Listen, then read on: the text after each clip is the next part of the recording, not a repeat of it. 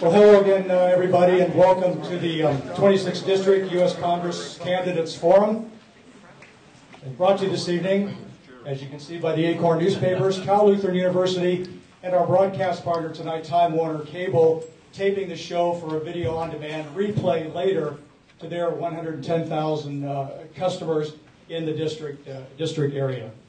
My name is John Losing. I'm the managing editor of the Acorn newspapers, and next to me is Herb Gooch. She is the Master's in Public Policy Administrative Chief here at Cal Lu. And to my left is Dan Wolowitz, editor of the Camarillo Acorn. And Dan is going to keep us on a tight ship tonight, timing us and making sure everything goes smoothly. Stars of the show to my left, of course, the candidates for this district, which includes in LA County, Westlake Village, and most of Ventura County, except for a big chunk of Simi Valley. So a very important district. It's a newly drawn district, drawn by the Citizens Redistricting Commission recently, a very balanced district, and a race that's being watched carefully both locally and in Washington, D.C. And because of the importance of being placed on this race, that was a big reason why the Acorn and CLU decided to team up and put on this very important event. Top two vote getters in the June 5th primary, advancing, of course, to the November general election, regardless of party. Before we get to the ground rules and some other bits of housekeeping, just a quick shout out to the elected officials in the crowd tonight. We've got Westlake Village, Camarillo, Harbor District, Moore Park. So if you're an elected council member, raise your hand, please, and just acknowledge your presence here. All right, we've got a couple. Thank you. Thank you for giving us your time. And our candidates from left to right, their order of seating was determined earlier in the evening by a draw of lots, and in the number one seat, not necessarily the hot seat, but first on our list is Julia Brownlee, Democrat, 41st District Assembly. Hold your applause to the end, please. Tony Strickland, Republican, 19th District State Senator. Jess Herrera, Democrat, Oxnard Harbor Commission. Linda Parks, Ventura County Supervisor, Independent. Al Goldberg, Democrat, Realtor from Ventura. And David Cruz Thane, businessman, Democrat, from Westlake Village. A big hand for our candidates in front of us tonight. It was not easy getting everybody together. Everybody recognizes the importance of this election. So here's how it's going to work tonight. We will begin with our 2-minute opening comments. They'll introduce themselves to you, after which time we'll begin a round of questioning, starting the first question with Julia, and going down the line. Number 2 question will start with Tony. Number 3 question will start with Jess. So everybody has a chance to be first. After which time, we will give candidates an opportunity to rebut and respond. We get through a round of questions. If you'd like to raise a point or a counterpoint, just raise your hand, say if I may, and we're not going to be the forum police, but we do want to give you an opportunity to respond to another candidate's opinion, and we will try to keep a rein on it and move on. At the end of the general question round, we will have a series of target questions. I don't mean that in a bad sort of way, but we do have individual questions tailored to each candidate's abilities, experience, philosophy, and so forth. We're going to have them answer those individually. There'll be no retort on those. And at the end of the night, our 2-minute closing comments.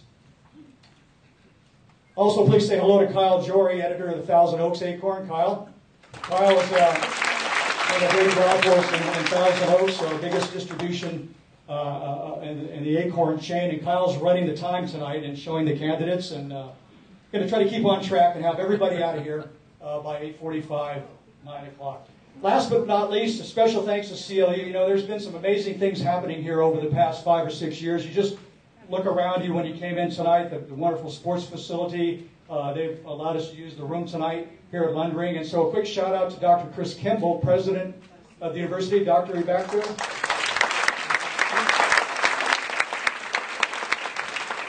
I want you to know, presidents in the back there didn't get a seat.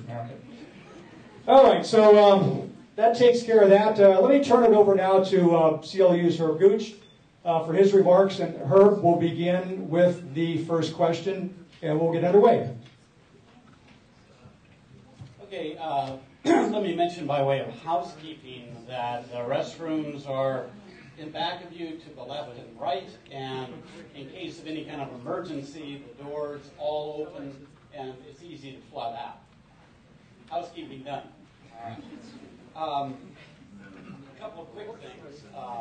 First, in the interest of disclaimers, at one point I started a race against Senator Parks for the Board of Supervisor to drop out for health reasons, but I don't think that's going to influence at all my questioning, but let's just put everything on the table. Next, I would like to welcome you on behalf of COU. Urge you to take a walk around, and I'm sorry that it is so crowded. We really didn't know what kind of crowd we would finally end up with, and we're absolutely delighted.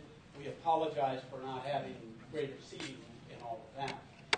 Nonetheless, take the opportunity to walk around. One thing you will not see much of are students, for a reason that you will probably be able to recognize, and the reason is simply this is finals week.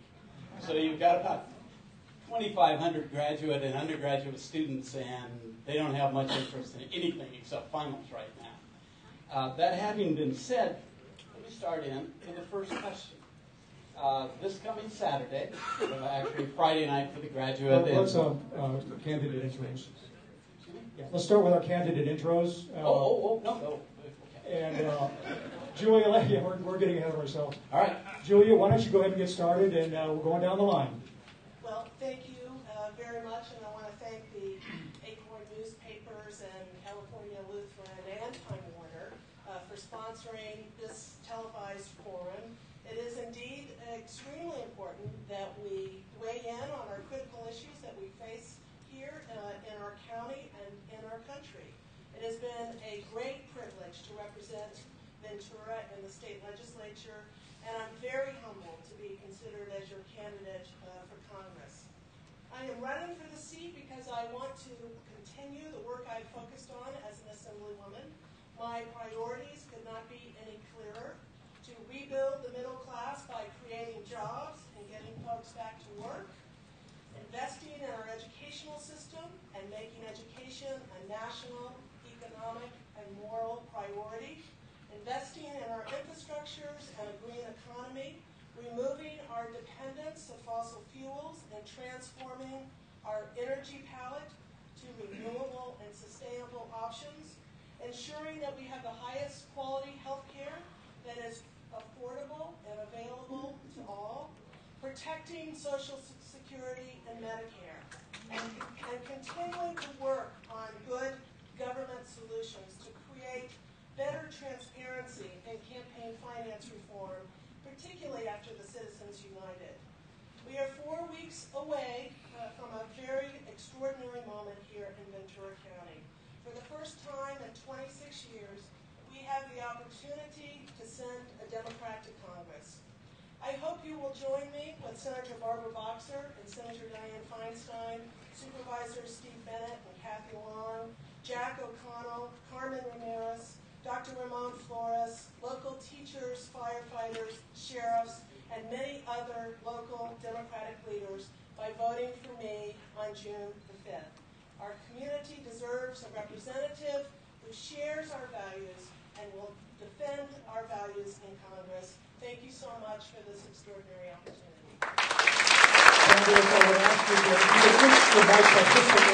You might pull it up just a bit so we can make sure we hear everybody.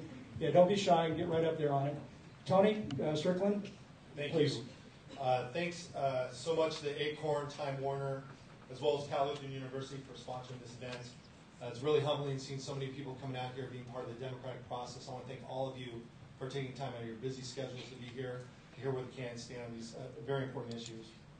If I could just back up, a lot of people always ask me why I run for office and why I'm involved.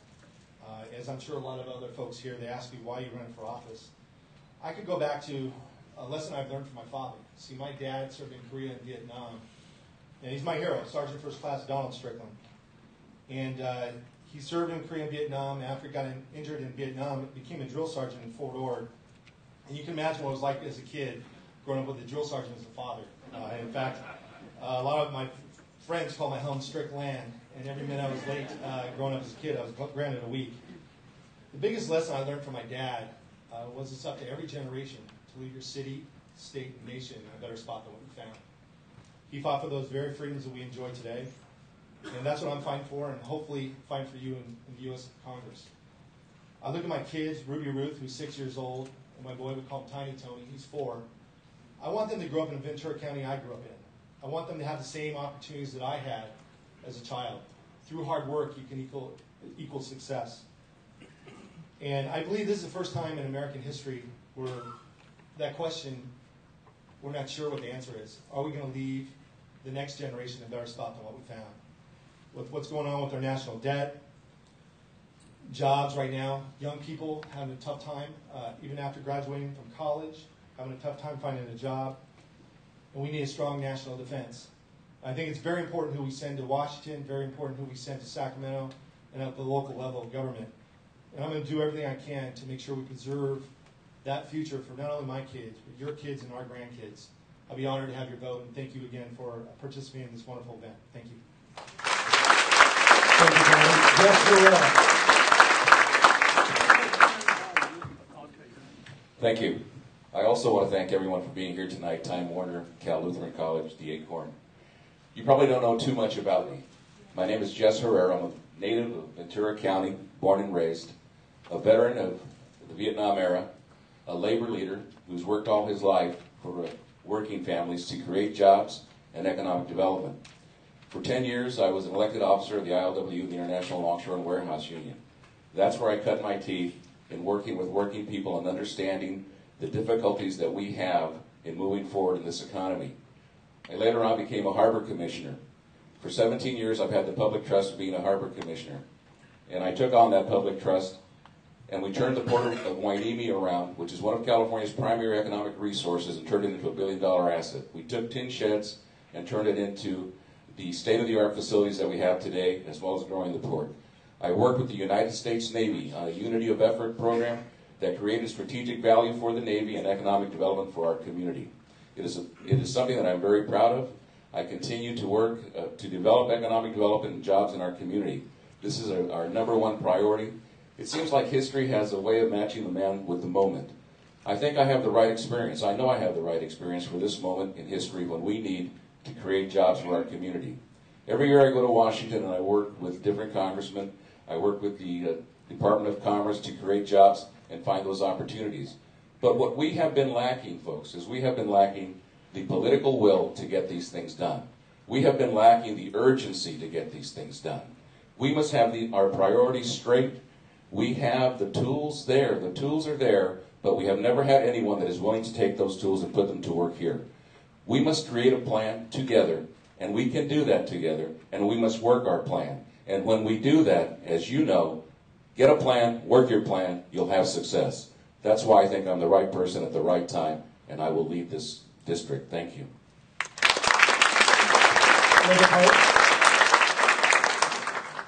Our country is at war, and I'm not talking about Afghanistan. I'm talking about Congress. The Republicans and the Democrats in Congress not only aren't working together, they won't even look at each other when they're passing down the hall. Things have gotten so out of hand that we cannot pass legislation to even begin to help with job creation or to begin to help with the economy. How long has it been since we've had the talk on immigration reform, and yet nothing is getting done? Unless we elect different people than just the right or the left that are going to get in Congress and fight to get, who's going to win the House or who's going to be able to hold the House, that isn't the issue, and that's not what we're putting people in Congress for. We're putting them in Congress to do the work of our country. And in this day and time, they are putting party before country, and that's wrong. If I'm elected to Congress as an independent, I will work with both sides of the aisle. I believe that politics is the art of compromise, and there's not enough of that going on, and we need people who are willing to work on both sides of the aisle. I was mayor of the city of Thousand Oaks and on the city council there, and I'm glad to see Claudia Vilde La Peña here. It's one of the safest cities of the nation, and I'm really proud to have been able to serve my city, and on the Board of Supervisors. For the last 9 years, when I came on, we had a structural deficit, and we managed to balance our budget, and actually increase our bond rating and establish a rainy day fund. At the same time that the state of California had to lower their bond rating and they have billions of dollars in debt, at the same time in our federal government where they are having trillions of dollars in debt. We need to rein in this spending and do it in a compassionate way, but unless we get the Republicans and Democrats working together, it's not going to happen.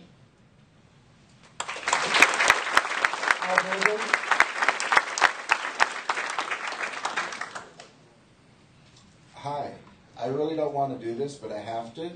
Don't surrender your freedoms. Don't surrender your freedom of choice. Don't be a voting puppet on a string. Each and every one of you should vote as a free-thinking man or woman and not a puppet of someone else. This election is very important to a lot of people, and there's a lot of private interest money and private individual money looking to buy favors in Washington, D.C. My feeling is that Ventura County can't be bought. Love it or hate it, with Sora it's proved it. The private money from outside and special interest groups comes to a vote, which makes us probably the most democratic county in the United States of America. Now I want to point out two things to explain that you shouldn't be a puppet on a string when you vote. There's no reason why you should vote just because someone tells you to. You're free-thinking individuals. That's the blessings of this country. I want you all to read your individual voters' guides and decide on that. Those were the stances of the candidates when they took, at the start of the road they took to take this race to Washington, D.C. Now, two things I want to mention, and I want to do it gracefully and gentlemanly. I was in a bar about 1 o'clock in the morning looking for votes, and a woman falling off of her saloon stool mentioned that, "Oh, Al Goldberg, I just did a survey on you." Okay, so another candidate's doing a survey on me. It's either to enhance my positions, and it certainly wouldn't be to discredit me. Another thing is, this was left where I'm living, and it mentions that a certain candidate, my distinguished opponent Julia, is a choice of the Democratic Party. It's not. It's deceptive, and as free men and women, you should vote of your choice, not because someone tells you to. Exercise your freedom of choice and your right Thank to you, choose Mr. Goldberg. the best. Your 2 minutes. Thank you. It's so nice to see you. Thank you, David Cruz. Wrap up the opening comments. Well, it's a pleasure to be here. Thank you for all of you taking the time to come out and caring about your country and our democracy. I also want to take a moment and just thank the Acorn and CLU. My story is the immigrant story. My parents immigrated to this country from South America. They came to work in the factories back east. They came for the American dream. They struggled tremendously. My parents ended up moving to Salt Lake City, Utah, where I was raised. They ended up divorcing. My mother was basically left with 3 children and borderline homeless, not knowing the customs, the culture, the language. And if we were to pause at that moment and ask, what does the future look like for this young man? Probably didn't look very good. But this is America, and anything's possible in this country. We worked through that. My mother ended up marrying a high school teacher. He taught school for 33 years. He was from rural Utah, farmer. And he had 6 kids. My mom had 3 kids, and so that was 9 of us, and we grew up. Any of you know what it's like to grow up on the back of a teacher's salary, you know how difficult it can be. So we grew up cleaning country club kitchens during the summers. We would paint apartments and clean carpets and do everything possible to help provide for our family. I ended up, after that, spending a period of time working in Democratic politics in Utah, spent time as the chief of staff to the minority leader in the state Senate. And then in the late 90s, we moved out here to Southern California, my wife and I, started raising a family. We have 4 kids. I've been married for 18 years, all of them in the public school system, and started building a small tennis teaching business. And we have been doing that for the last little while. It got to the point in time where we looked at it and I said, we can't yell at the TV set any longer. We've got to get involved. So we've been in this race since last August. And look forward to getting to know all of you and speaking about the issues tonight. Okay, thank you, candidates. We appreciate it.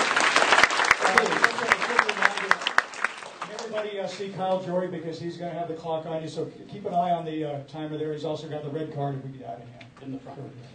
Okay, let's go right to the questions then. This coming Saturday, there will be roughly 635 recent graduates getting their degree right next door at the brand new William Rowland football stadium. Given that fact, what, and starting with Assemblywoman Brownlee, what would be your advice to those students when they're facing roughly 50% unemployment rate for recent graduates? What would you advise them you can do for them in Washington? Well, thank you very much for that question, and congratulations to all the graduates who will be graduating here very, very soon. And I think the first thing that I would say to the students is, first and foremost, is to get involved, to be part of the solution, to help us figure out a better path for us here in the county and for our country. Students need to be involved. They have a strong voice and need to articulate what their concerns are and the direction that they want to see this country. We want our students to figure out ways in which we are going to better support our students. We must invest more in our higher education system. We must make it more affordable for our students. We must make sure that loans are affordable and that we don't raise the interest rates on student loans. We need to do a lot better job supporting and addressing our students. And particularly here in the state of California, we have one of the finest university systems in the world, public university systems in the world, with our UC systems, with our Cal State university system, and our community colleges. And we need to make sure that we're investing in those systems, providing affordability for all of our students. And I will continue to work on this issue to make higher education affordable for all of our students. Thank you. Well, the first thing I would tell them is I'm going to be the candidate that will help them create a better economy and put in policies in place to help them get a job. I'm meeting with young people all the time, and the biggest worry they have is the debt that they incur, but also after they graduate.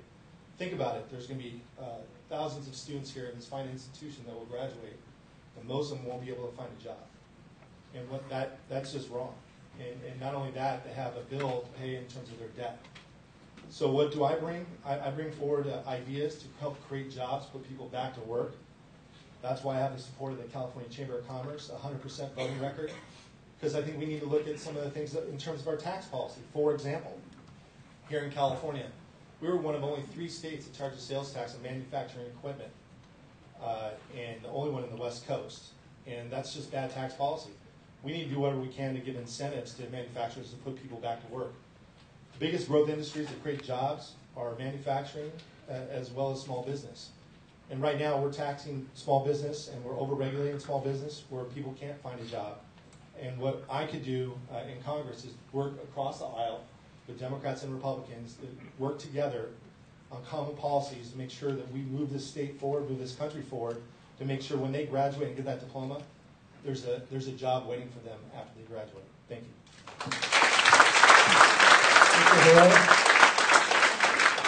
Yeah, that's a tough question. I would hope that certainly these kids would have been prepared prior to graduation date and to what they were looking at in the future.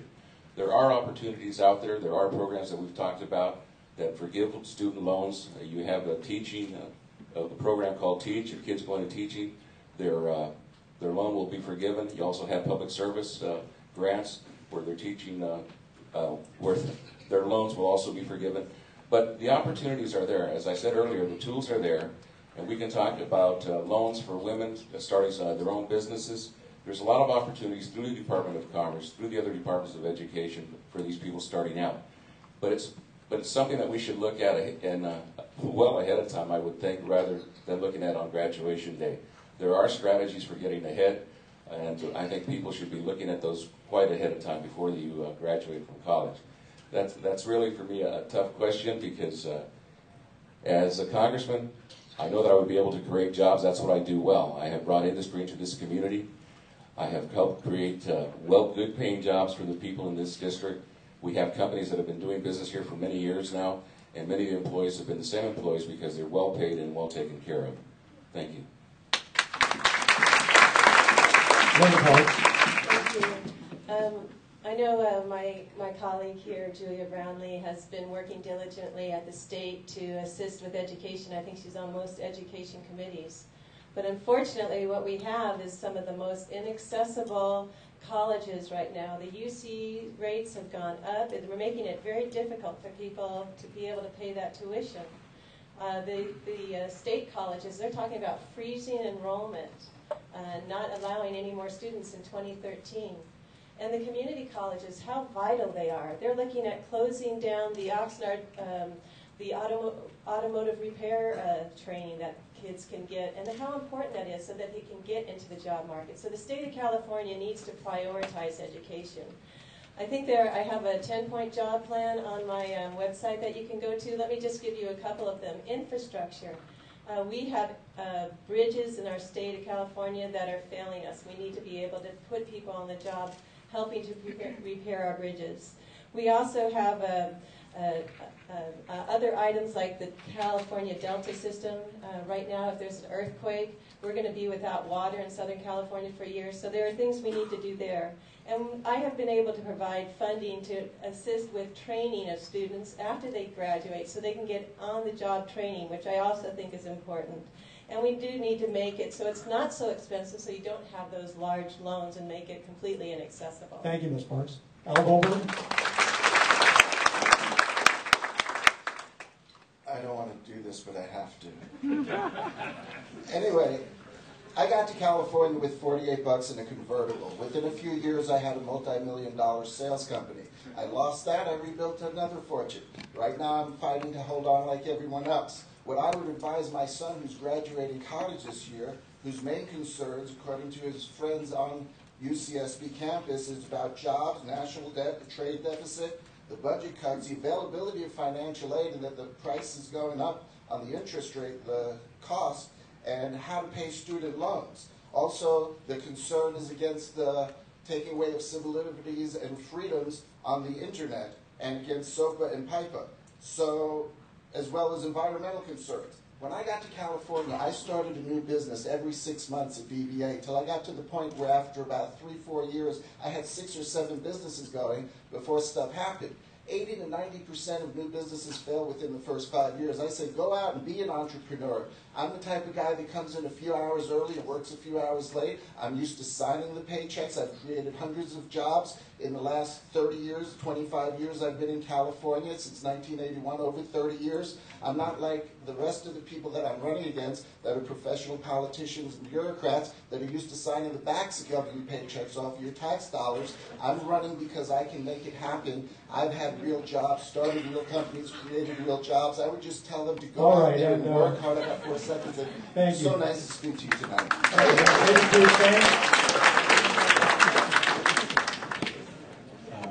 Al, I also live in the real world and have to wake up in the morning trying to figure out the life for a wife and 4 kids. So I think you and I are like the real world on they come from the real world. Small businesses. Weren't we allowed to raise our hand at that certain point? We're not done with the round yet.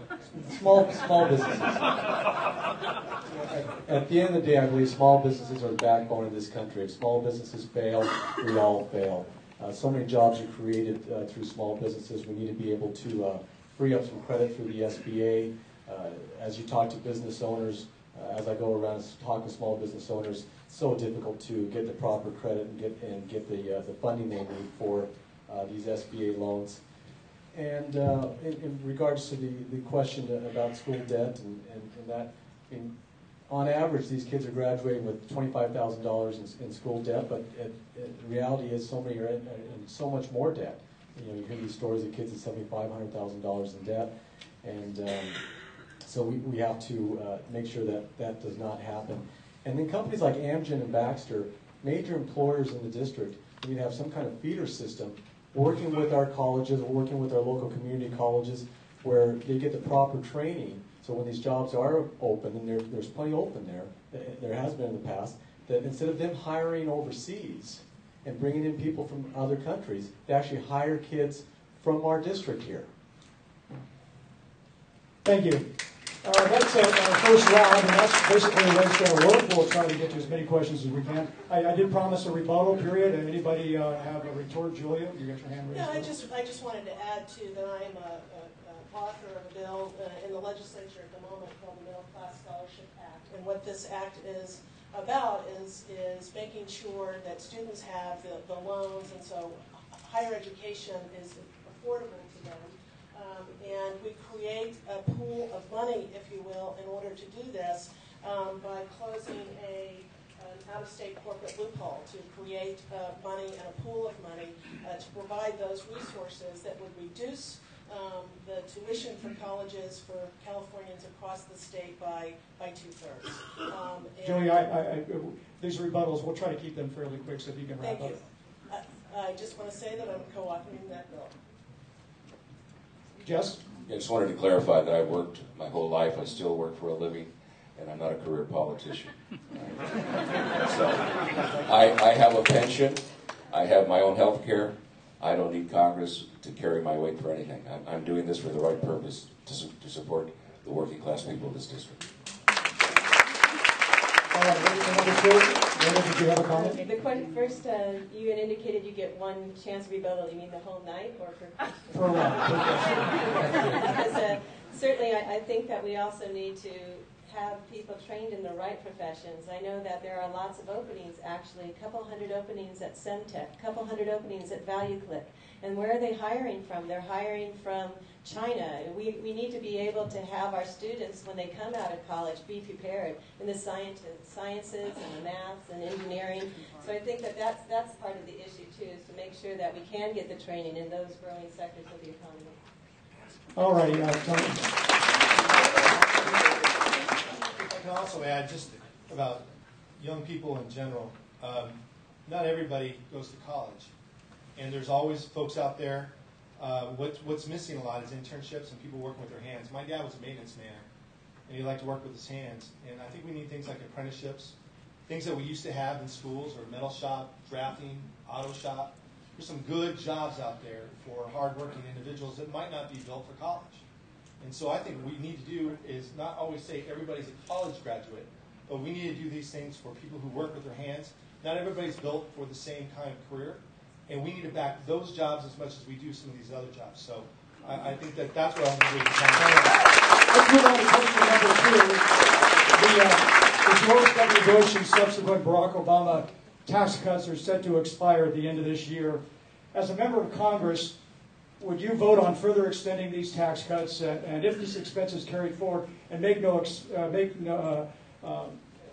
mistake, a tax cut is an expense. How would you propose the federal government pay for the tax cuts in light of an already depleted treasury? And we'll start with Tony Strickland.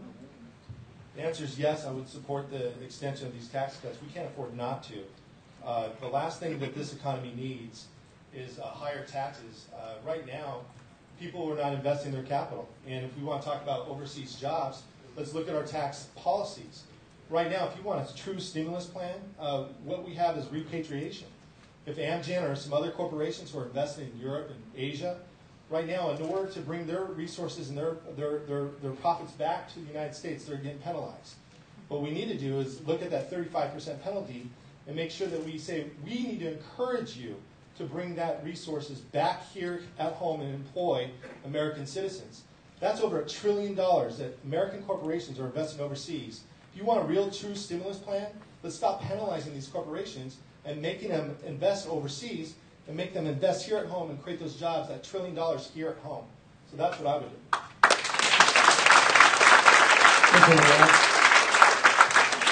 Could you repeat the question, please? How would you vote on a tax cut extension as it is set to expire at the end of the year?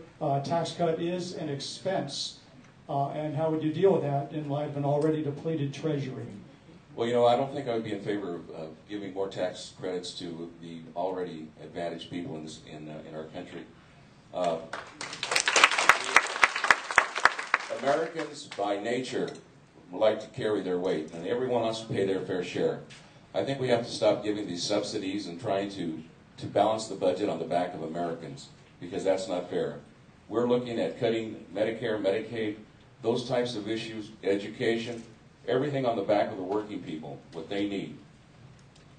And we shouldn't be doing that. We should be looking at other ways. This is a consumer-driven economy. What we should be looking at is how do we create jobs and how do we raise those taxes through these jobs. And I think it's possible. Manufacturing can come back to the United States. We can do that. As I mentioned earlier, and I don't want to sound like a broken record, but there are programs in our government that are available. But what we have lacked is somebody with the political will to open those doors. I have been close as a Harbor Commissioner to opening some of those doors, but you need that bully pulpit, being a congressman, to make these things happen. We can have this happen. We can move forward in science, technology, engineering, and mathematics, in all of these issues. They're available. But the thing is that we have to seize it, and as I said, we have to have our plan, and we have to work that plan. We should not be subsidizing companies to take these jobs offshore. We need to have jobs for our veterans. We need to have jobs for our disabled veterans. And those types of grants and programs are available here in Ventura County, and we just need to seize them. Thank you.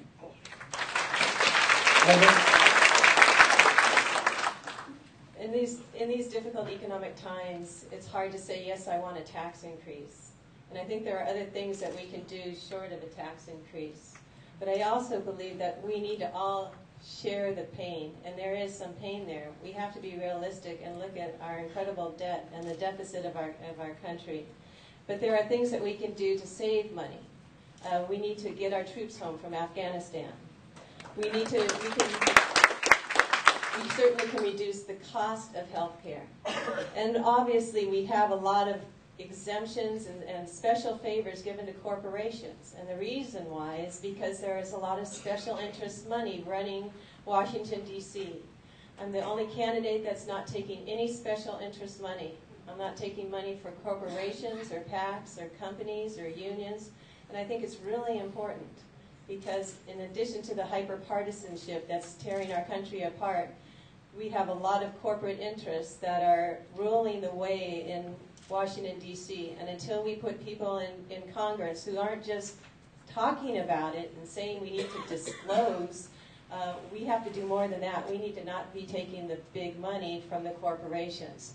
And that's what's ruling Congress. So there are things we can do to actually reduce the costs of government, and one of them is not caving in to the special interests. Thank you. Al Goldberg. Hi. I don't know if anybody in this room is going to disagree, and some unpopular things have to be said, like I said at the League of Women Voters debate.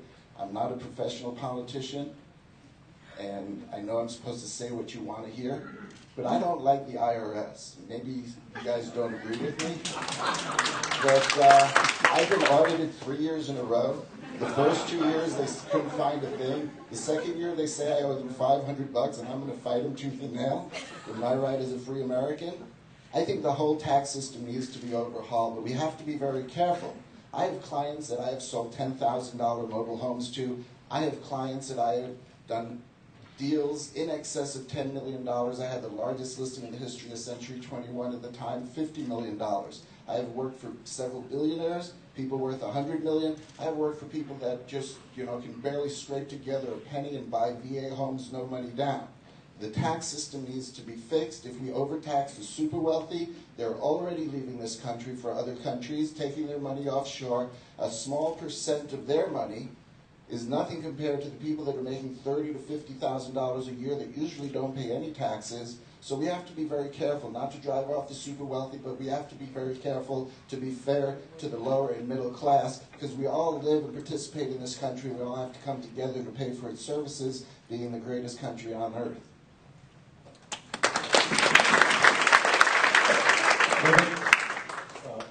Listen, our tax system needs to be simplified. It's overly complicated. The loopholes that so many get away with, and someone brought up the point about manufacturing jobs. These manufacturing jobs are coming back. If you look at what's going on in China with their emerging middle class, where they're demanding now $4, $5 wages an hour, and a lot of business owners are now looking and saying, you know what? Doesn't make so much sense anymore to go to China. Let's reinvest in our own country. I mean, what would happen if companies like Home Depot and Lowe's and Costco and Walmart offer people the chance to buy American. I think people would actually pay a little bit more because they know that it's going to create local jobs or jobs in our country, and we need to have more of those kinds of systems. I would be, for the most part, I'm concerned about taxing the producers. It was mentioned here. I mean, at the end of the day, they will all end up fleeing. You see what's going on in California with so many business owners ending up leaving the state and going to other places because they're just being taxed to death. And finally, Ms. Bowman. Thank you. The answer to the question is no. I would not support the extension of the Bush tax cuts. We cannot balance the budget on the backs of the middle class, working families, seniors, and the like. The wealthy need to pay their fair share. We need to close corporate businesses. We need to end subsidies to oil companies. And we need to continue to get our healthcare costs under control. We can't hear you. Move the mic. Sorry about that. And just one fact. The Bush tax cuts added $1.7 trillion to our debt. And what would $1.7 trillion buy? Well, we were talking about education earlier. 25 million people in this country could go to a four-year university for free if we had $1.7 trillion. So, no, I would not support the extension of the Bush tax cuts. Well, that concludes our second round of questioning. Any of the candidates wish to offer an additional response? Al, go ahead. Okay, again, love him or hate him. I was listening to Jerry Brown speak at a realtor convention in Sacramento a few days ago, and he basically says this is how it works. You tax people or you make cuts. So taxes don't go up, the cuts go in, until the point where the people and the people paying the taxes and want the services will come together and realize that there's no free lunch. We all have to pay, we all have to contribute, we all have to make the country work. Tony? I would actually like to respond to that last. I mean, I've heard Governor Brown and others say that there's only two, either raise taxes or cut. There's a third option, it's to grow the pie. I mean, if you look at here in California, we have the second highest unemployment rate in the nation. It's no wonder we have a budget deficit, because our economic policies and our regulations are driving businesses and jobs out of California. This used to be the mecca of jobs around the world. Everybody wanted to come to California. Not too many people are investing their money to create those jobs here at home. So the third option would be to grow the pie, put people back to work, and get more people working. More people are working, more people are investing in our community. Everybody happy?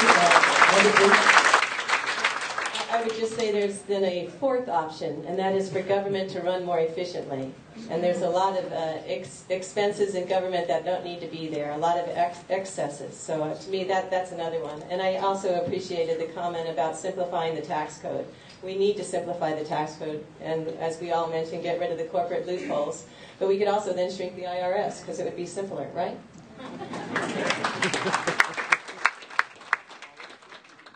Okay, let's go to the next question, starting with Commissioner Herrera. 2014. There's little debate that most Americans see the need for health care reform, but how to go about it? As Shakespeare would say, there's the rub. In 2014, were you elected, you would be entering your second, at the start of that year would be your second year in office. The bulk in that year of President Obama's health care reform bill is scheduled to take effect that year, including the requirement that most Americans who can afford it must buy health insurance to pay or pay a fee to offset the costs of caring for the uninsured. What is your position on mandated health care, and do you or do you not support the President's plan to reform health care in this country? Okay, thank you. You know, a national problem needs a national solution, and certainly health care falls within that parameters. There are 50 million people here that are not insured.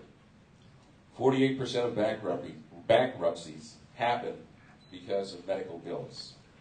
45,000 people a year will die because of inadequate health care. So do we have a national problem? Yes, we do. Life expectancy in the United States is 42nd in the world. 42nd. Can you imagine that? Ultimately, your tax dollars are going to be paying for this emergency room care. So we do need to have a system in place where everyone pays their fair share for medical care. We need to stop this Band-Aid approach. We need to have a policy put in place that will make sure that all Americans have decent health care that they are entitled to. To neglect this is to neglect our future.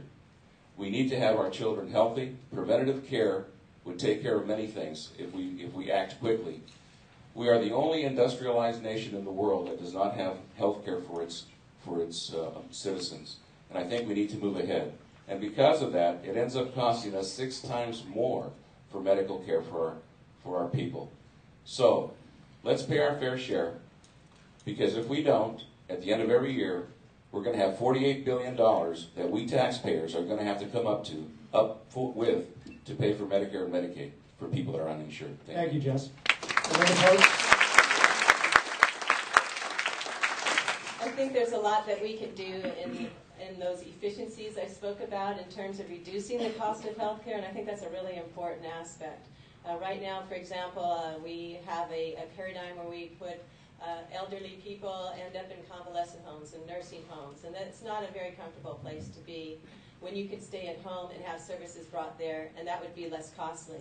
At the County of Ventura, we have been able to really emphasize that preventative care by having people go to clinics so they don't end up in emergency rooms. And guess what? When they end up in emergency rooms and they're not insured, we're all paying for that. We also have an opportunity to be able to reduce the cost of prescription drugs. I mean, how much do we pay on those? It's incredible. The County of Ventura has actually reduced the cost by $8 million a year, and that's just one county in the United States, and that's because we are able to buy in bulk and be able to work with the private sector. In the Healthcare Reform Act of President Obama's, it actually precludes any kind of competitive reduction of prescription drug costs. And why is that? Because the special interest money, the pharmaceutical companies have been able to get their way. And as a result, trying to close that donut hole, as they call it, that should be called a bagel hole because it's healthy.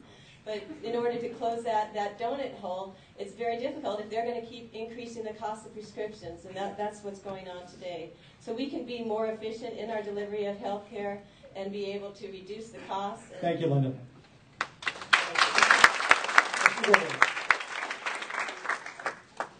Hi. I was sent a very interesting video by one of the judges on the Supreme Court speaking to a group of people about 2 things. First, about civil liberties and about the health care. His feeling is the government handles Social Security. Guess what? It's broke. The government's handling the post office. Guess what? It's broke. The government's handling Social Security. They're going to say, no, we're not broke, but we're in a huge deficit. Oh, there's money there and money here, robbing Paul to pay Peter. But if you had true economic sense instead of creative bookkeeping, you'd realize that we're in trouble. Now, we do need health care, we do need people protected, and we do have a system in this country where if I break my leg and I don't have any money, I can go in and get help. But it's ridiculous that there's no regulation that somebody can charge $100,000 to $200,000 for a heart surgery or a brain surgery when, it's just in excess. What the president has is a little excessive. What the people that want no health care is a little excessive. It's going to create 200 more bureaucracies, unless I'm wrong from what people sent me. So it's not in my hands. No matter who wins the vote in Congress, it will be sued in the courts, to the circuit courts, to the Supreme Court. And it's in the hands of the Supreme Court. Thank you. David Bluestein. Well, when it comes to the Affordable Care Act, I've been telling folks we need to be very patient with it. Most of the provisions don't take effect until 2014. The ones that we have seen, I've been very much in favor of. When you look at pre-existing conditions, I have a member of my family that has pre-existing conditions, and I know for the longest time we felt captive by the health insurance companies and not being able to switch because we wouldn't be able to be picked up. So that provision, I think, is a great thing. Also, raising the age to 26, another fantastic thing for those of you who have college-age kids. to be able to keep them on your plan. And the elimination of caps. So people, when they got really, really sick, at a certain point before they were being just cut off and responsible for all of it. And I think that's also a very good thing. So we just need to be patient. And but again, from what I've seen so far, I like.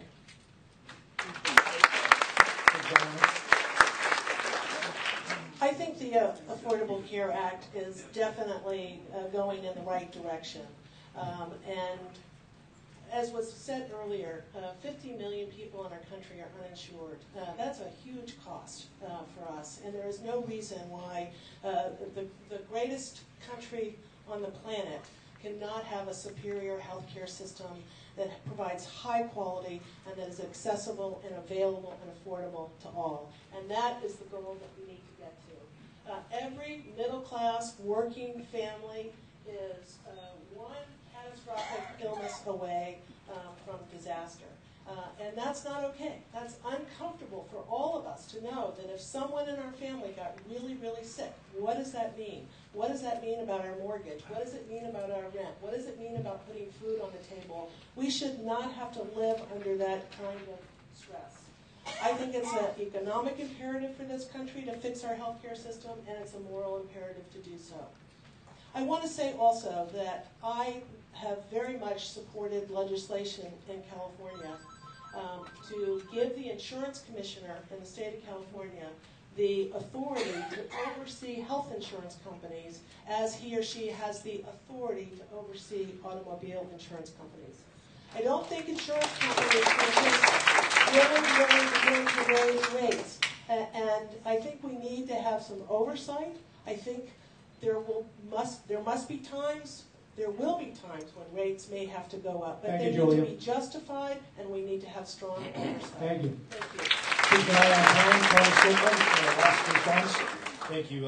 I'm against Obamacare. In fact, when you look...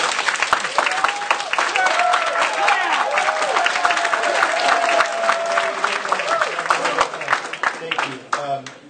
The way I look at this is if you want the compassion of the IRS and the efficiency of the DMV running your health care, then this plan is for you.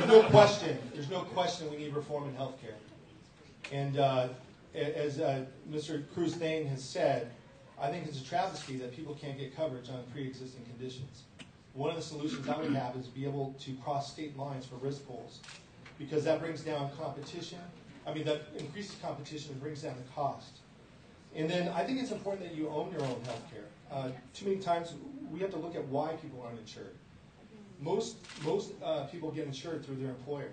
And as I said, when California has the second highest unemployment rate in the nation, those folks are out of health care. Not only are they out of the job, but they're not covered for them and their family. And that's a travesty. So we need to be able to own our own health care to be able to make it move with you instead of with your job. And then lastly, I'm looking forward to working on this debate. My first job was washing wheelchairs at a nursing home, and it really impacted me as a young child. I think we need to do whatever we can to make sure that we cover as much as we can folks, and those who are needy. The government needs to come in and help them. Thank you. But we shouldn't have government-run health care. I'm against that. All right, everybody good on health care? Linda Parks? I would just say I also agree that it is really important that people with pre-existing conditions can get health insurance. They shouldn't be denied it just for that. I have a daughter who has been denied that. And I also, having kids that age too, appreciate that up to 26 that they can be on their parents' insurance. But I think we can have some really good dialogue on what needs to be done. I know President Obama was recently said that he did pass Health Care Act in this year, but next year he's going to be trying to do it again. And that's because of what's happening at the Supreme Court. So we may very well be back at the table again instead of a 2,000-page document. Hopefully we will be able to focus on the specific issues of the case and have the Democrats and the Republicans sitting down at the table together, because I know that this is a commonly shared belief that we should be able to have access to health care. All right, and Julia? I would just like to add that we need to take care of our mental health needs as well as our physical health needs. And so I believe that we should be appropriately covering mental health issues and mental health parity and overall health care goals. I also believe for the many, many families across our country who children are diagnosed with autism, that should also be covered. That is a learning disability and not part of your physical health, and indeed it is, and I would advocate for that. All right, let's move on. Just like this. Yeah, I'm sorry, Jess. You know, this may be a constitutional issue right now, or it just might be a policy issue that needs to be addressed. As I said, it's a national problem that we need to look at very seriously. The Affordable Care Act will also provide nurse practitioners that charge a lot less than doctors that are able to go into the community and help people and diagnose their problems and treat their problems. It will also fund healthcare workers that can go into communities, special communities, that trust these people, that bring forth certain problems like the African American community, the Hispanic community, high diabetes. They were able to work with these folks, diagnose those problems, and get them their care. This is very important. It's not perfect, but we have to do something to move forward. As I say, without a plan, without moving forward, we can't do anything. We have to focus on the future, and our future is health. Thank you, Jess. Let's move on to question number 4. Social Security, and I think that both sides of the aisle will agree, is racing towards insolvency. It's really not a question of if, but when. Unless Congress acts and acts forcefully, payments to millions of Americans could be cut in the foreseeable future. What action would you take on Capitol Hill to address the financial challenges facing Social Security? I believe, Linda Parks, you are first. Thank you, and it just reminds me because the Democratic Congressional Campaign Committee sent out mailers to everyone saying that I want to end Medicare, and they're now saying that I want to, let Social Security run out. And I'll tell you right now, I am definitely for protecting Social Security and protecting Medicare. So when you get the mailers, they've got one with me and Palin and me and Bush and me and Cheney. It is. They are significant attack mailers. This one here is saying Washington Republicans and Linda Parks would end Medicare as we know it.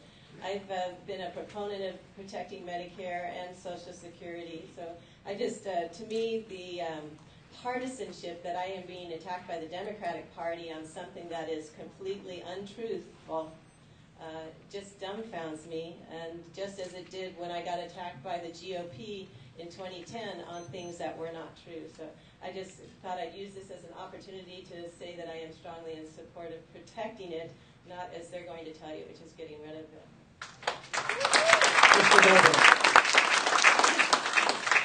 Well, if they would do a survey on me, my opponents, and I'm a little nobody, imagine what they're doing to these guys. Anyway, yes, Social Security must be saved. When it was created and brought about by Franklin Delano Roosevelt, we had no idea of the amount of population of people coming from other countries that are taking money out of the system and not paying into it, which is completely, to me, dumbfounding. But I may not be the brightest person on this panel, but I know common sense. So what I'd like to say about the government, I want to fight corruption and fraud. And to get to Washington, D.C., it looks like many of us who are running have to fight high-pressure tactics, dirty tactics like Linda just mentioned, mailers, distortions, falsehood. I'm not running because I need this job like my 5 political opponents, and I didn't know that Oxnard Harbor Commissioner or Chief of Staff for the minority whip in Utah wasn't political, so I apologize. I'm running because someone has to step up and save the country. We're falling apart. Like my banner in the hall says, God bless and save America, because we have to. I'm running, I don't need this job like my opponents as a stepping stone to other positions. I want it because we need somebody in there to set it straight. David Cruz, same? Oh, it's Al, not Jess. If I was in Miami, don't vote for Buchanan. No. I'm sorry about that. Thank you, Al. Al, just to correct you, I was the Chief of Staff to the Minority Leader in the State Senate in the early 90s, but I stand corrected, I apologize. I've been self-employed and owned my own business my entire adult life. So That's important. Free business for young folks. Yeah, my parents are on Social Security. It's a promise we made to our elderly and those who have been paying into it for all their lives, and we need to do everything we possibly can to preserve it, protect it, and you can count on me to do that. I too will defend Social Security. This is a contract that we have made with the American people. Social Security is not going belly up anytime soon. It's decades from now. We've got to figure this out. We've got to look at other parts of the budget and find better efficiencies. Again, a fair tax policy, closing corporate loopholes, ending subsidies, those kinds of issues to make sure that we can support and defend Social Security. And I will just say, if you're a House Republican in Washington, you're Paul Ryan being the budget chair. Paul Ryan and the House Democrats did not support Social Security. They want to end it as we know it. And, I will fight it and defend it.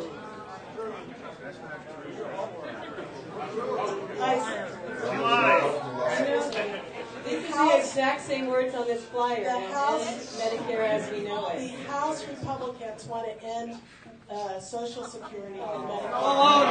She lied. They voted for it. They voted against saving it. Tony Strickland.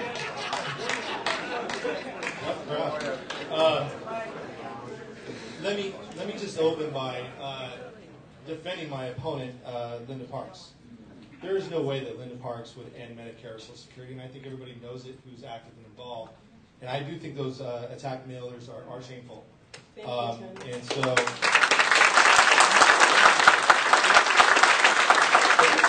Since I know the guns are going to be.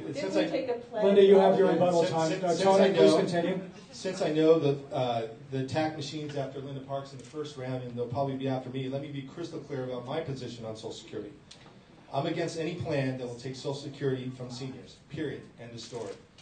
And also, I'm against any plan that will take, or even take away from seniors who are about to enroll in Social Security. What we need to do is have the dialogue for those 30 and 40-year-olds who we know are paying into the system today, and it's not fiscally solvent.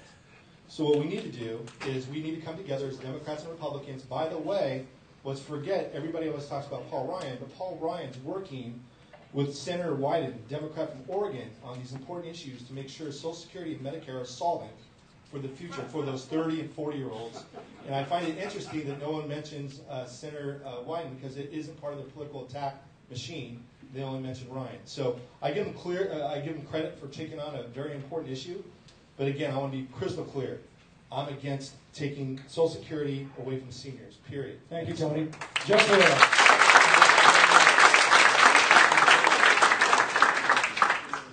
I support Social Security.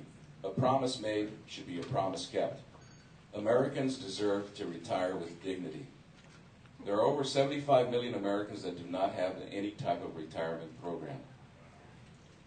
And Social Security is especially important to women who are survivors, because we know that usually men die first, unfortunately.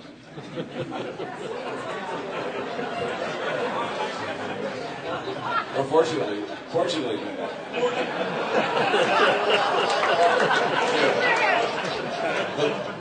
Please continue. You see, at least I'm not yelling at me, Tony. Hard work should be rewarded. And as I said earlier, this is we use the word entitlement very loosely, but this is something that people have paid into all their life, and they deserve to cash in on it. Let's not get caught up. As a negotiator for years, you have to be careful about words, because people will take you someplace that you don't want to go with words, and that's one of the places. We have to make sure that the people that don't have retirement plans have something that is available to them, that they have 401k plans or some type of a plan that provides for their future. This is what we need to do and institute in the workplaces where people don't have a good retirement program. Thank you. All right. Any follow-up responses to Social Security, Mr. Goldberg? Well, just on these attack things, due to separation of church and state, unfortunately, you can't hang the Ten Commandments in government buildings, but there's something, thou shalt not lie and thou shalt not steal, which they say politics is the second oldest profession in the world. Now, basically, that's why I never want to be a politician. I don't want to do this, but I need to do it. I need to clean up the system. I've been inspiring people in private industry for 20, 30 years. If you want to buy election, if you want to steal election, if you want to cheat away through election, Chicago, Illinois, call Governor Bogdanov a glitch. The local Congress is saying something you can buy. Thank you. Any more comments? Linda? Yeah, I would just say I remember signing that if someone does untruthful attacks, that we will denounce it. And so I thank you, Tony, for doing that. And I hope that every candidate up here will. I mean, it starts off by saying Republican Linda Parks. I think even our moderators pointed out I am an independent. And I think it is important to keep to the truth. You know, let's attack each other if we have to, but do it on the issues and on the truth. You know, on our records. But to just be slamming me for things that I haven't done, like attacking Medicare, it's not good. And I hope that all the candidates will begin to do this. Let's denounce the lies, and this one's from the Democratic Party. All right, let's go really short. Let's go to foreign policy. At least get one foreign policy question in, and this would start with Al Goldberg. The Obama administration recently said it would be willing to allow Iran to retain elements of its nuclear program if that country were willing to curb its ability to develop a nuclear bomb. Do you support allowing Iran to have a nuclear program as long as it doesn't develop the bomb? Good question you guys wrote. Too bad you didn't write us answers. I don't think Iran should have the bomb. I don't think Korea should have the bomb. The bomb came about due to certain scientists coming about from Germany that were German Jew refugees, Oppenheimer, Einstein, who, I don't know, a genealogy report on the internet sent me an email saying I'm related to Albert Einstein, but I don't buy it. But basically, what I think is science and the development of science and mathematics and the arts are developing at such a fast rate in our generation that it's uncontrollable that people can't develop newer, bigger, better things. There are already private industries without the help of government that want to mine certain elements in space and asteroids. We can't stop science and we can't stop progress, but certain science and progress is destructive and purely destructive. We can do all we can do.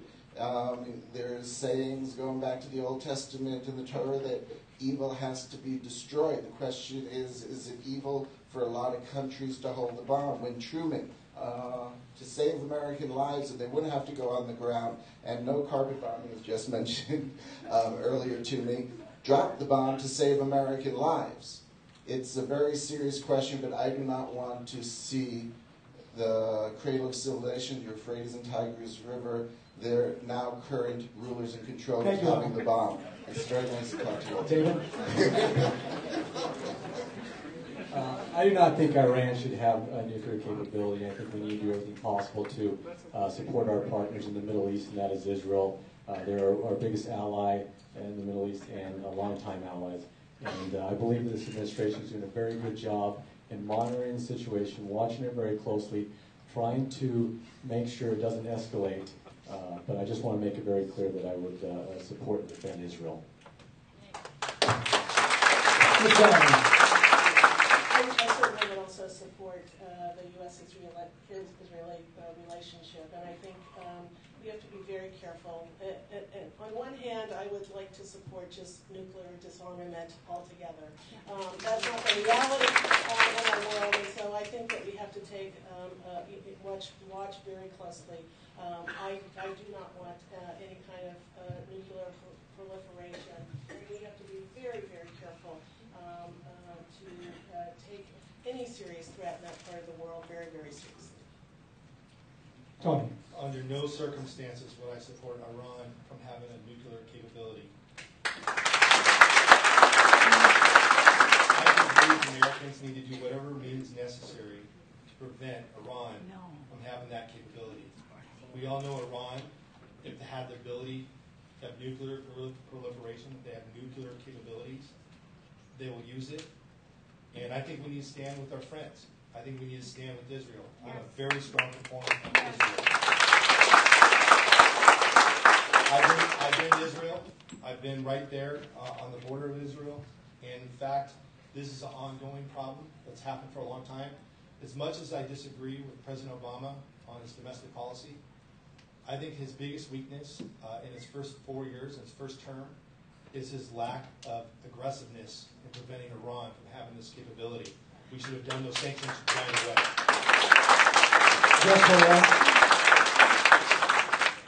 I too do not support nuclear power for Iran. And the negotiations, I believe, and sanctions, unfortunately, are the only way to deal with this. You do not want a situation where you have the Ayatollahs taking over, because then we don't know what will happen. We really will have an unstable situation in the Middle East. We were really hoping that the Arab Spring would carry through into Iran and take care of that country as it did others, but that hasn't happened. The one thing you have to remember about sanctions is they hurt the poor, the people that can afford it less, and those are usually the people that we turn to turn public opinion against these despots there in Iran. But that's unfortunately what happens. It hurts those people. It doesn't allow them to get proper food or medical aid or things of that nature. But that's the only thing that works for America. So I do support Israel also. That's a no-brainer. And we have learned, obviously, through these last wars that we have been through, that it's impossible to kill all our enemies or to jail all our enemies. We have to negotiate. We have to get these things done as best we can and make sure that we keep people in power that at least we can deal with. They may not be our friends, but at least we can deal with those, and they're not out of control and not a danger to our society. Thank you. I also oppose Iran getting a nuclear bomb. And right now they're doing uranium enrichment. And they are allowed to go to about 5% uranium enrichment. And that's what you could use for domestic uses. But now President Obama has just recently allowed for even higher enrichment potential. And the only basis for that is to allow them to get a nuclear bomb. I'm very concerned that Israel is in danger, and not only Israel, but also the free nation. These are our enemies, and I think we have to take it very seriously, and I agree we should have gotten the sanctions going sooner, but we need to continue and do everything that we can from negotiations and sanctions to see that we can keep Iran from having a nuclear bomb. I think it's really important. Thank you, Linda. I want to move ahead to our final question, our final general question. Well, go ahead, David. We promised rebuttals. Yeah, I just want to get clarification from Ms. Brownlee that she would defend Israel. Yes, I would defend Israel and the U.S. relationship. Right, because we have audio saying otherwise, and we'll post that on our website if you want to see it. DCT 2012. We have audio, clear audio. You saying that you would not defend Israel. Julie, do you have a response? As I said once, and I'll say it twice, and I'll say it again, I will defend Israel and oppose nuclear proliferation. And the relationship between the United States and Israel is very, very important, and I will, as a member of Congress, will work hard to protect it. All right, let's move on to our final question before we get to the individualized questions. Illegal immigration continues to confound the federal government. Some experts feel the recession has stemmed the tide of illegals entering the country. Others worry that even if illegal immigration is slowed, our government must remain vigilant at the borders. Where do you stand on the issue of illegal immigration? And do you support a path to residency for those illegals already in the country? And we begin with David Krusstein. Yeah, I believe we have to create a pathway to citizenship. We have people here who have been here for a long period of time, who have been contributing, who have children here, who have been doing the right things, who are contributing to our society and to our culture, and we have to make it possible for them to create. We need to make it possible for them to be able to eventually get citizenship. We've been talking about creating a program where you have what I call skin in the game, where for a surcharge we get these individuals on a program on their way to citizenship, and as long as there's no criminal background, no criminal record whatsoever. If you have a criminal background and you haven't been doing the right things, I have no patience for you whatsoever. But if you have been here and doing the right things, absolutely, I think that we need to do everything possible to create that pathway to citizenship. And that the way I look at it is as a father of four, And I always look and say, if I knew right over there that I could cross that border and I could provide for my family and support and lift my family up, would I do it? Absolutely. You can't deny the human spirit. People want to come to this country. They want to succeed. They want to make the best of it. And that gate has to swing open both ways, because we have a lot of seasonal workers that here in our farms here in Ventura County that just want to do seasonal work and return, and we need that work done, and we need to create a system where also that swings both ways. Thank you, David. Julia? I believe this country needs to have comprehensive immigration reform, and I think that needs to be on the congressional agenda for this country. I believe we are a nation of immigrants. I think we need to take a common sense approach to immigration reform. We need to make sure that our families stay together. We need to make sure that any kind of immigration reform doesn't unnecessarily have detrimental economic impacts for our country. We need to create a pathway towards citizenship in our country. I have certainly supported in California the DREAM Act, which would provide the same opportunities for children and undocumented children to be able to have access and financial aid and go on to higher education. But we need a comprehensive immigration reform, and we have to stop running away from that issue and create a pathway for citizenship. And this, I believe, needs to absolutely be on our agenda for 2012 and beyond. Thank you. My mom's an immigrant from Germany. As some others have said, we're a great nation because we're a nation of immigrants. And I think we need to look at our immigration policy. I support something like going back to the old Bracero program that says if folks want to come here legally, we need to do it legally. We need to be able to sponsor immigrants to come in. And I've seen it firsthand talking to immigrants who want to come here through the regular channels. It's really a bureaucracy. It's a long line. People who want to do the right thing get the runaround. And so those who are coming here illegally are kind of cutting in line. But what we need to do is understand that our immigration policy just does not make sense. And I'm for comprehensive immigration reform. In fact, another idea in terms of immigration reform, right now we have immigrants from all over the world studying at finest institutions, Cal Lutheran, Harvard, Yale, Berkeley, Stanford, and when they get their diploma, we send them back home. Now, we need to keep those bright minds here in the United States. I think we should. I believe we should staple a visa with that diploma, because that policy does not make sense. We need to keep the brightest minds here, and we need immigration reform. There's no question. However, after 9/11, I think we do need to do what we can to secure our border and make sure that we know who's here and then come here legally and encourage immigration, because we are a great nation because we're a nation of immigrants. Thank you, Tony. And just for that. Thank you. This is an issue that 12 million people are waiting for a response on. You know, we are a land of immigrants. My mother and father were immigrants. I remember my mother taking her civics class at night, learning how to speak English, learning the Pledge of Allegiance, and learning how to pass the civics test so she could become a United States citizen. So I know the legal pathway to becoming a citizen. But we can't create an incremental steps to bring these people out of the shadows as we keep talking about. It is possible. It is possible to have them here to work legally. It's possible for them to have a driver's license. It's possible for them to have driver's insurance. These are things that are possible, but we have not had the urgency. As I mentioned earlier, what we have been lacking in Congress as representatives is people that have the urgency to have these things done. Now, a Bracero program, I'm totally against it.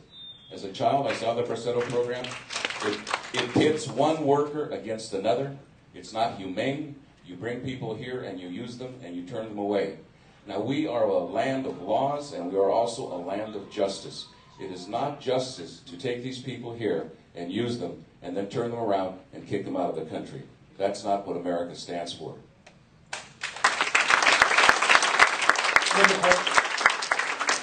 I agree that we need an effective guest worker program, not the Bracero program, which had a lot of abuses to it, but we do need an effective guest worker program. And we shouldn't have 15 million, 12 million people here who are undocumented. They should be documented. And I think that they should be paying taxes if they're working here. And that some of them are paying taxes, some of them are not paying taxes. And I think it would be important to see that they're documented, so those that are not documented could pay taxes, is what I'm saying. And thank you. Additionally, I do agree that we do need to tighten our borders so we don't have guns and drugs and terrorists coming across. And we need to have not a pathway to citizenship so much as we have one of those. We need a pathway to residency. And that gets back to having people who are documented. Thank you. Thank you, Linda. I'll go over to wrap up this question. Okay, let's think about this. That's what I told the reporter from the start. The problem with most politicians is they don't think. The best thing they can do is keep their mouth shut when they talk to us. Anyway, we're all immigrants except for the Native American Indians. We're all here from different countries, different continents. I have family in 17 countries around the world. We're Jewish. We've had to spread out. So, my mother was born in Germany in 1930, and in 1933 they had to go to Amsterdam, where my grandfather had a warehouse and a business where he smuggled hundreds of Jewish families all over the world. Now, my mom from 1940 had to wait over 5 years to become an American citizen. If you look at the Judeo-Christian ethic and the laws from biblical times to the laws in America, you have to understand there are laws and people have to follow the laws. And if that's what it takes to become a citizen, to make a special rules for special people, say special laws, great, become a citizen. But do it the way it's prescribed. If Congress decides to reform it, so be it. The majority rules, let them go ahead and reform the immigration laws by a will of the vote of Congress and the majority speaking of the people through their representatives. So vote for me. Well, thank you, candidates. We appreciate the round of general questions. Now it gets just a little bit interesting. What we'd like to do is to give each candidate an opportunity to answer individualized questions prepared by the Acorn staff and CLU. And we'll begin, number one, go on down the line. And with this round of questioning, we will follow with our closing comments. So we'll begin now with Julia Brownlee. Assemblywoman Brownlee, according to the Sacramento Bee, you led the State Assembly of last December with 10 pay raise requests for members of your personal staff or for the Education Committee which you chaired. What kind of message does this use of taxpayer funds send in tough times to the conservative voters of the 26th district? Well, I have a very hard-working staff up in Sacramento who they have different responsibilities and grades, and most of my staff was being underpaid relative to others who are doing the same kind of work in Sacramento. And I had an opportunity to correct that situation, and I took that step to do that. Thank you, Julia. Tony Strickland, the latest campaign finance reports show that your campaign raised $750 million in the first quarter of this year, and that's about $145,000, including about $145,000 from political action committees. That is $250,000 more than the other candidates in the field combined that you have raised. In a day when many Americans are concerned about the influence of money in politics, what do you say to your critics who want to paint you as just another Washington-style politician who will work not in the interest of the citizens of Ventura County, but in the interest of your deep-pocket donors and corporations? Well, first of all, I would like to say I'm honored to have the support, wide breadth of support that we've had in our campaign. I know everyone on the stage would love to earn the support. I've raised more money from folks in Ventura County because they know I'm going to come forward and work hard for Ventura County to bring people together, to create jobs. People are happy with the vision I put forward. It is not easy to sit down across from someone. The two toughest things to do is to ask people to ask for a donation and also ask people for their labor. I will match my labor force. People talk about the campaigns. 4 years ago, I ran against Hannah Jackson, what was the largest, was the most expensive race in California history. And both sides spent a lot of money. But the reason why I got across the finish line, the reason why I'm a state senator, is because we have more volunteers than anybody else in the campaign. I'm happy to have strong young people walking door to door. People might focus in on the fundraising, but I want to win every aspect of this campaign. And I've raised more money than anybody else on the stage from individuals within Ventura County. And I have more volunteers than anybody on the stage in Ventura County walking door to door. And I'm walking door to door wearing out the shoe leather, asking people to vote. I'm honored to have your vote and your support. And we're happy where we are right now in the campaign, but we have 30 days to go. And my hope is to be the top vote getter in June and then win the race in November. Then the hard work begins when I become your next congressman to make a difference for the future of this nation. Mr. Herrera, most of the candidates at this table have either state or county legislative service or private business experience. Your main experience has been as a commissioner on the Oxnard Harbor District, a quasi-public agency. How can voters trust that you have the skills and the experience to function as a member of the Congress? Would you define quasi-public? It's a public agency under the Harbors and Navigations Act of the state of California, just to make that correction. How can you trust me? We have had people that go to Congress that have been waitresses, that have been hotel clerks. I mean, what are we talking about? I have been a port commissioner at the Port of Wynute for 17 years. I go to Washington every year. I work with congressmen. I work with the Department of Commerce. I work with the Department of Labor. I work with the United States Navy. I have sat across captains and kings of industry and negotiated contracts. And you think that I don't have the qualifications to negotiate as a congressman for this community?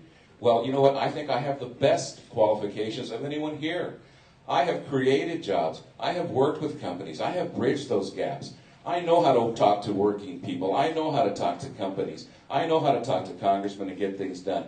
I have been criticized for working across the aisle with Republicans because I'm a Democrat. But that's how I got things done for my community. To even insinuate that a mere harbor commissioner is not capable of being a congressman is totally silly. I have done a lot in my career for the Pacific West Coast, for this community, and I'm the only one up here that's really created jobs and brought industry into our community that is viable and continues to produce jobs and economic development to this day.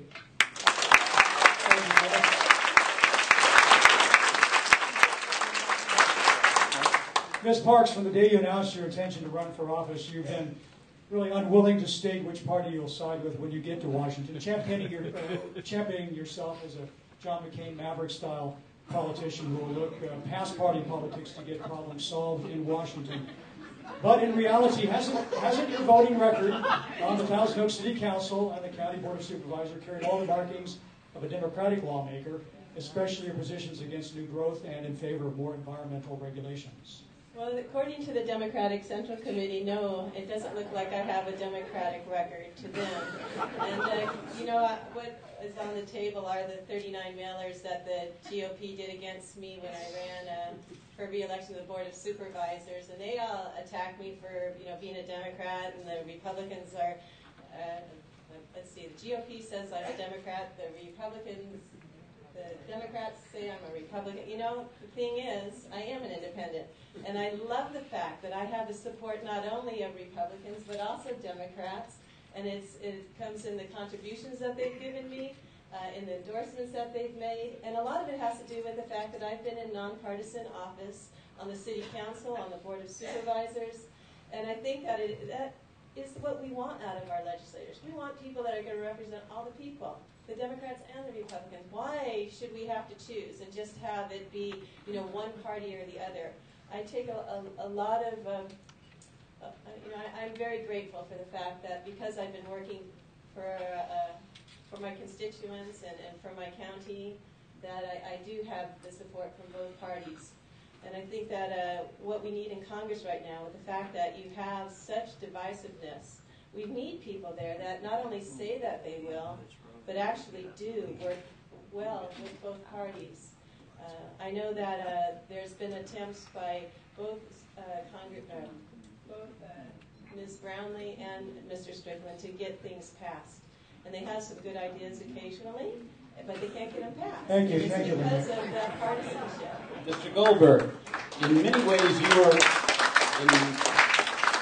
ways you're the candidate the voters know the least. You're lucky. We know you're a Democrat. We know you sell real estate. We know you ran in the Democratic primary in 2000. Beyond that, you seem, frankly, a bit of an enigma. So, What's an enigma? you've sent no mail, raised no money, and sought no big name endorsements. What would you say to those folks who say you have little chance of winning this race and are only running to increase personal name recognition? You're wrong. The reason I'm running is this. Lee Iacocca, a captain of industry, wrote in his book, when he was young, there used to be leaders in America that would inspire us to do better. Where have all those leaders gone? I'm going to ask you a question I've asked 400 people at least, and nobody could answer. Can you name me one federal or local official, president, vice president, Congress, Senate? Can you name me one mayor, supervisor, city councilman? Can you name me one dog catcher that has inspired you? Obama.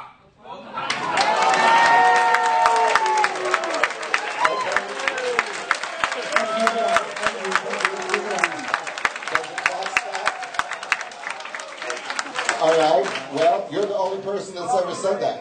No, you haven't let me finish my question. Born after 1945. I'm running because I've inspired and motivated people in private industry and private sector. And the corrupt clowns that have been running the country into the ground. I don't know if any of you are old enough to remember when I was a kid in the 60s, the 70s, and 80s, and 90s, how great this country was. You need to set people up there that will do something about it instead of these private interest groups that are just sucking up your money and making themselves living off the fat of the government and your tax dollars. All right, Mr. Fain, for our final comment along these lines. Mitt Romney in the presidential race, like Mr. Romney in the presidential race, you're touting your experience as a successful businessman, someone who can run an organization efficiently and in the black. But is that business experience going to be enough to make you an effective legislator in the gray world of politics, where the rules of the game are often quite different than those in the world of business? Well, I've never been compared to Mitt Romney. That's the first, so I don't know how to quite take that. Well, I guess it depends on who's working. Right. Listen, I think that my experience back in growing up in, as immigrant, my parents immigrated to this country, and my time as a chief of staff to the minority leader of the state senate, in a very Republican state as a Democrat, we had to work together, we had to compromise, we had to collaborate. Somebody sent me the definition of Congress the other day, and do you realize that the definition is to collaborate? Something that's just not happening. People ask me day in and day out, well, what are you, Republican or Democrat? And I say, you know what, I'm running as an American. I'm going to do what's best for this country. I'm going to put my country first. And that's what's missing right now. We have the two-party, listen, the two-party system, yes, I'm running as a Democrat, but there's lots of problems, and we got to put our country first. So, I believe as a small business owner, as a father of 4 young kids in the public school system, that I have a major stake on what's in our community and what's going on, and believe that I would work very hard and do the work and do a very good job. All right, thank you, Ken. And thank you for rolling with the punches on this. Let's conclude the program tonight with our final comments. We're going to go right to left this time. Nothing political there, but we'll start over there with David Cruz saying 2 minutes, please, and try to keep it tight, and then we'll wrap it up. Sure, David. Well, this has been a lot of fun. I'm a big believer that the founders intended for regular folks. They intended for shopkeepers, business owners, farmers, and teachers to go back and do the job for a period of time. And then you return, you let someone else go. It was never supposed to be for the rest of your life. They call it a periodic rotation, and that's something that's truly missing right now.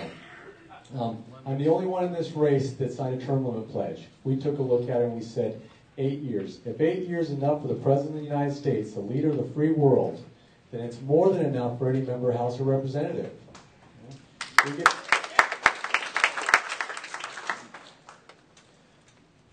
So the other thing that we've been talking, and we didn't get a chance to talk about today, is I'm the only one in this race that's talking about the importance of electronic voting. And what I mean by that is for members of the House of Representatives to be able to vote from your district office. Here in Thousand Oaks, I want to be surrounded by voters and constituents. Because when you go back to Washington, D.C., and you see who these members of Congress hang out with, day in and day out, they hang out with them. They're not taking meetings with you and me. They're taking meetings with special interests, lobbyists, and party bosses. And they're surrounded and outnumbered 5-1. And so many of them go back there for a period of time. I think their intentions are good, but they end up becoming corrupt. And we got to get them out of Washington, D.C., and spending more and more time in their local district. And this electronic voting, folks, this is something that a lot of people are resonating to, and like the idea we have to be able to vote electronically in our district office. I want to be surrounded by voters and constituents. I humbly ask for your vote on June 5th. Thank you for your time. Thank you, David. Your final thoughts. This is horrible. That was my closing statement. I answered with the last question. So, basically, I don't need this job. I want it. These guys need it for further their political ambitions as a stepping stones into collecting more pensions. I want to clean up the country. The current political office holders for the last 10 to 20 years have paved the way for the biggest economic tsunami my generation has ever seen. We must fight against the injustice of corruption and fraud for an honest government, which we have not had the last few years. We must all stand up and fight for it. The deficit of ethics, morals, and integrity in our government has run rampant throughout the land like a plague. The theft from our government treasury by elected officials is sinful. We must bring back ethics, morality, and integrity to the government so there is still the United States for our grandchildren's grandchildren. The runaway greed of Wall Street and the big banks is a form of corruption that need to be stopped head on. It's like a runaway train out of control headed down a mountain track.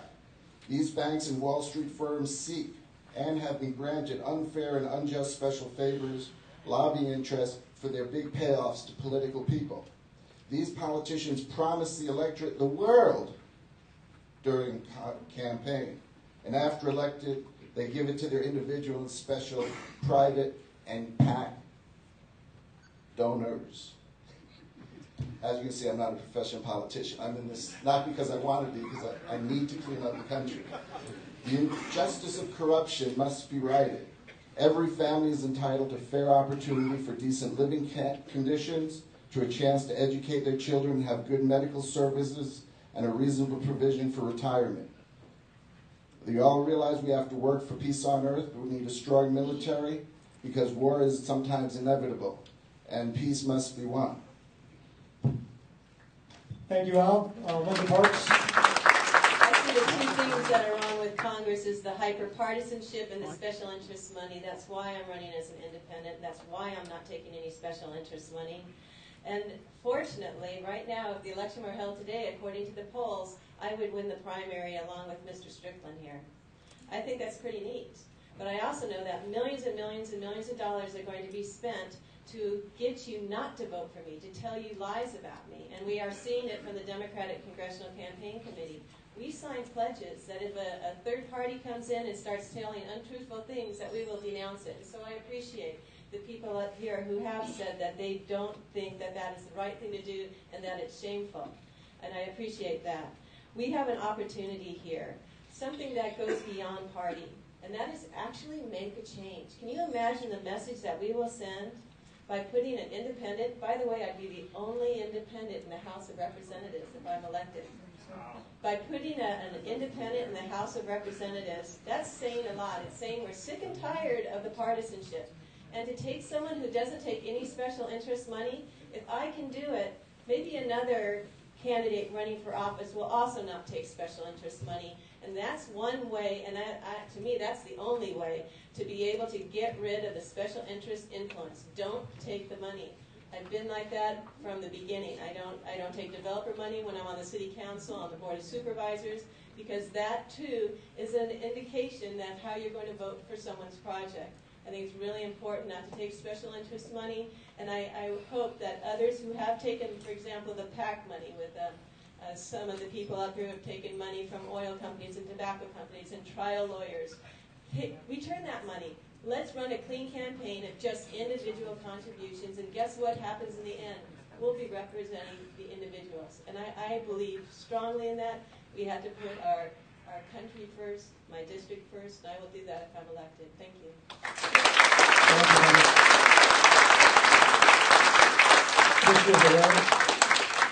Thank you.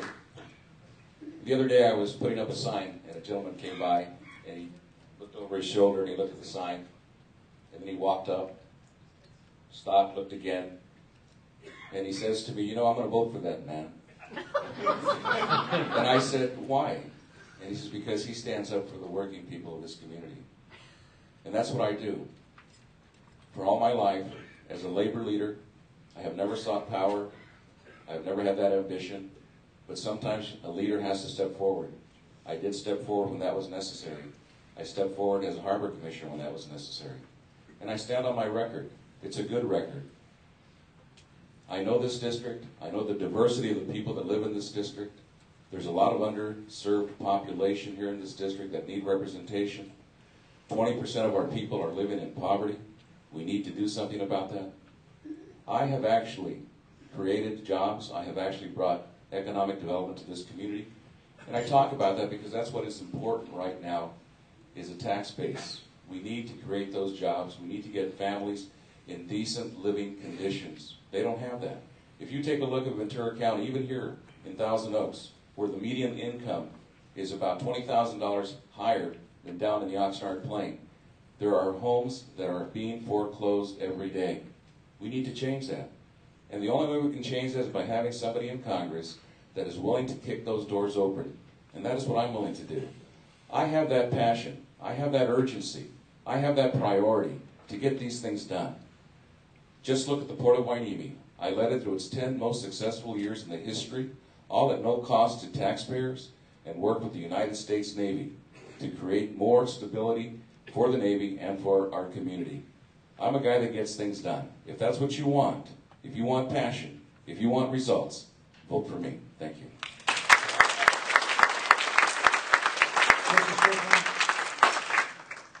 First and foremost, I'd like to thank Time Warner, the Acorn, and Cal Lutheran for providing this forum. I also want to thank the audience on a Monday night. The fact that this room is standing room only. I want to thank you for participating in the democratic process. And I also want to thank my colleagues up here on the stage. It's not easy to put their name forward.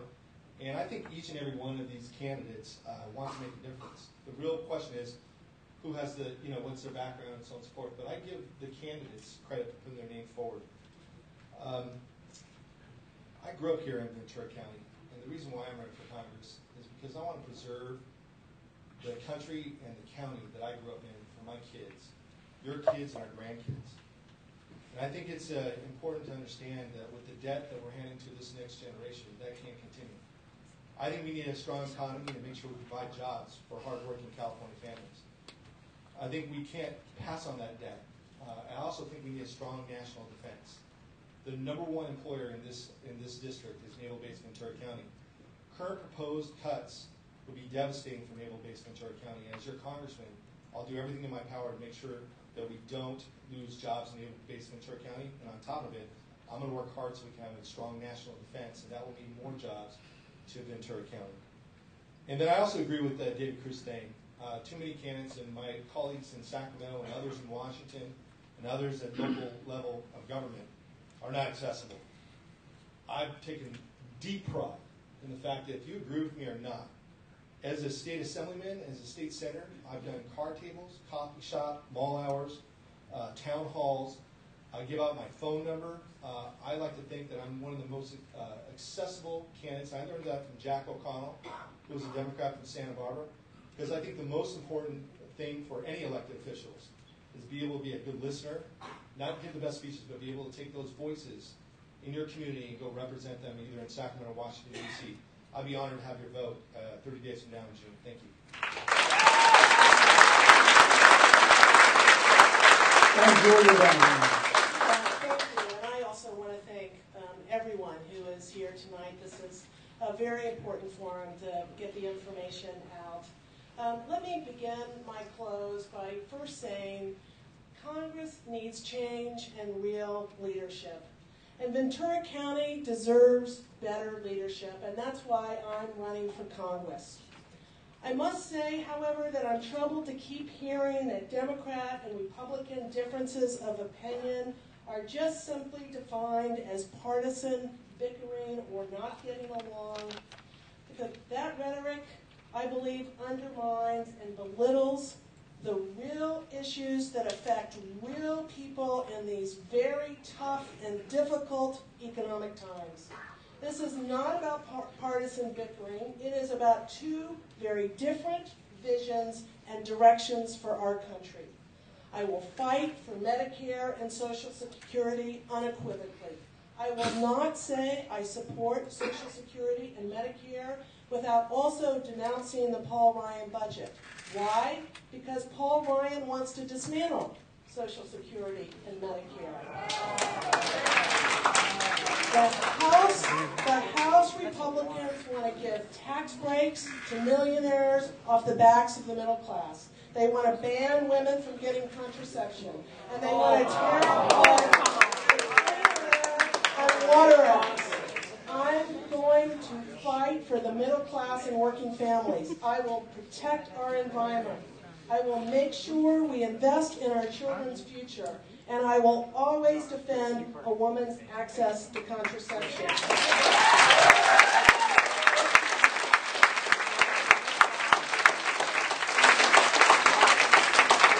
If you agree with me, I hope you will vote for me. If you want Paul Ryan's leadership, or you believe the only difference between two visions is partisan bickering, you should probably vote for someone else. Thank you, Julian.